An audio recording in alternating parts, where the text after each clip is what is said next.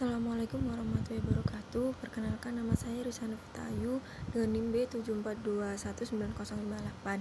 Di sini saya akan mempresentasikan sedikit mengenai observasi saya, yaitu wakaf produktif di Yayasan Badan Wakaf Kyai Haji Adlan Ali Cukir, Jombang. Langsung aja kita ke materinya, yaitu ada profil lembaga. Pada tanggal 22 November 1985 Masehi, proses legalisasi pondok ini dilaksanakan, yaitu dengan didirikannya Yayasan dan Wakaf yang memenuhi unit pondok pesantren dan perguruan mu'alimat. Ketuanya dijabat oleh Kyai Haji Muhammad Adlan Ali sampai beliau berpulang ke Rahmatullah pada tanggal 6 Oktober 1990 atau 17 Rabiul Awal 1401 Hijriah. Dan estafet kepemimpinan yayasan beralih kepada putri beliau yang bernama Bapak Ahmad Hamdan Adlan. Nama yayasan berubah menjadi Yayasan Badan Wakaf Kyai Haji Adlan Ali, ditetapkan pada tanggal 23 Mei 1991 Masehi. Hal tersebut sesuai dengan pasal 9 dan pasal 10 Undang-Undang Nomor 41 Tahun 2004 bahwa nadir dapat terbentuk perorangan, organisasi atau badan hukum. Berdasarkan yang penulis teliti, nadir di Yayasan Badan Wakaf Kyai Haji Adlan Ali sudah berbentuk badan hukum sejak tahun 1985 dengan akta notaris tanggal 22 November 1985 nomor 24. Setelah berjalan dari waktu ke waktu hingga saat ini berjalan dan perkembangan Yayasan Badan Wakaf Kyai Haji Ali Adlan Ali. Di selanjutnya itu Nadir yang berbentuk badan hukum di Yayasan Badan Wakaf Kyai Haji Adlan Ali kiranya sudah memenuhi poin-poin tersebut. Di antaranya pengurus-pengurus yayasan warga negara Indonesia beragama Islam, dewasa, amanah, mampu secara jasmani dan rohani, dan tidak terhalang melakukan perbuatan hukum.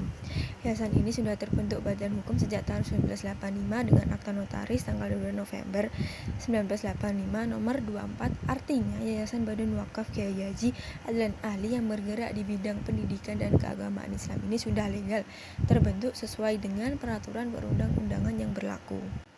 Undang-undang yang mengatur perwakafan. Dalam peraturan pemerintah nomor 42 tahun 2006 pasal 11 juga dijelaskan bahwa badan hukum yang dapat menjadi nadir diperbolehkan apabila memenuhi persyaratan, salah satunya ialah badan hukum Indonesia yang bergerak di bidang sosial, pendidikan, kemasyarakatan, dan atau keagamaan Islam. Menurut penulis, Yayasan Badan Wakaf Kyai Haji Adlan Ali merupakan badan hukum yang sudah memenuhi persyaratan tersebut. Adapun tugas nadir yang telah dirangkum di dalam pasal 9 Undang-Undang Nomor 41 Tahun 2004 tentang wakaf adalah sebagai berikut. Yang pertama, 1. Melakukan pengadministrasian harta benda wakaf. Kedua, mengelola dan mengembangkan harta benda wakaf sesuai dengan tujuan, fungsi, peruntukannya Yayasan Badan Wakaf Kyai Haji Ali Adlan. 3. Mengawasi dan melindungi harta benda wakaf. Di samping mengelola harta benda wakaf, nadir juga dituntut untuk melakukan pengawasan agar tidak terjadi penyelewengan dalam kinerja yang sudah direncanakan sebelumnya.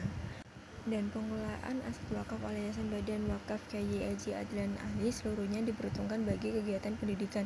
Salah satunya ialah untuk memberikan gaji bagi para guru yang mengajar di sekolah yang didampingi oleh yayasan tersebut.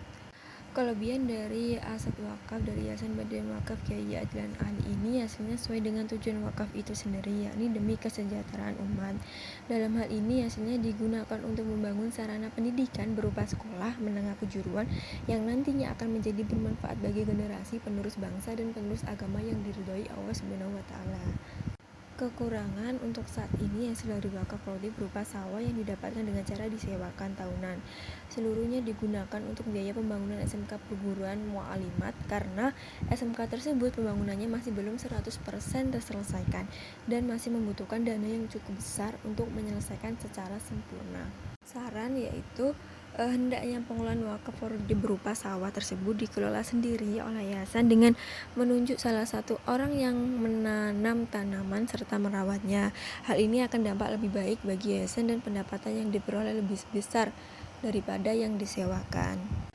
Sekian presentasi yang dapat saya lakukan. Mohon maaf jika ada kata yang salah. Terima kasih. Wassalamualaikum warahmatullahi wabarakatuh.